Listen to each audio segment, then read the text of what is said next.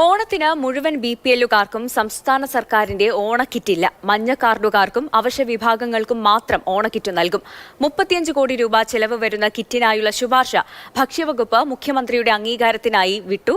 400 കോടി രൂപ അടിയന്തരമായി ലഭിച്ചാൽ ഓണക്കാലത്ത് സപ്ലൈകോയിൽ സബ്സിഡി സാധനങ്ങൾ നിറയുമെന്നാണ് ഭക്ഷ്യവകുപ്പിന്റെ നിലപാട്. വയനാട് ഉരുൾപൊട്ടൽ ദുരന്തമുണ്ടായതുകൊണ്ട് ഇത്തവണ സംസ്ഥാന സർക്കാരിന്റെ ഓണാഘോഷമില്ല. ഓണക്കിറ്റില്ലേ? ഓണച്ചന്തയില്ലേ? ഈ ദുരിതാശ്വാസ ഫണ്ട് ഉള്ളതുകൊണ്ട് ഓണക്കിറ്റൊന്നുമില്ലേ? ഓണം ആഘോഷിക്കുന്നില്ലെങ്കിലും ഓണം ഉണ്ണാനുള്ള വകുപ്പ് സർക്കാർ ആലോചിക്കുന്നുണ്ട്. നമുക്ക് ഈ റിപ്പോർട്ടൊന്ന് കണ്ടുനോക്കാം. വയനാട് ഉരുൾപൊട്ടൽ ദുരന്ത സാഹചര്യത്തിൽ സംസ്ഥാന സർക്കാരിന്റെ ഓണാഘോഷമാണ് ഒഴിവാക്കിയത്. സദ്യ ഒരുക്കി ലളിതമായി വ്യക്തിപരമായി ഓണത്തെ വരവേൽക്കാനുള്ള സാഹചര്യമൊരുക്കാൻ സർക്കാർ നീക്കം തുടങ്ങി. കഴിഞ്ഞ വർഷത്തെ പോലെ ഇത്തവണയും മഞ്ഞ കാർഡുള്ള BPL വിഭാഗത്തിന് ഓണക്കിറ്റ് നൽകാനാണ് ഭക്ഷ്യവകുപ്പിന്റെ തീരുമാനം. 35 കോടി രൂപ വേണം.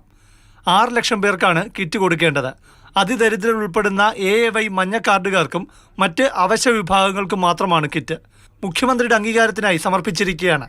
അനുമതി ലഭിച്ചാൽ ഓണക്കിറ്റ് നൽകും. ഇനി ഓണച്ചന്തയുടെ കാര്യം. 14 ജില്ലകളിലും താലൂക്ക് അടിസ്ഥാനത്തിലും ഓണച്ചന്ത നടത്താൻ തന്നെയാണ് ഭക്ഷ്യവകുപ്പിന്റെ തീരുമാനം.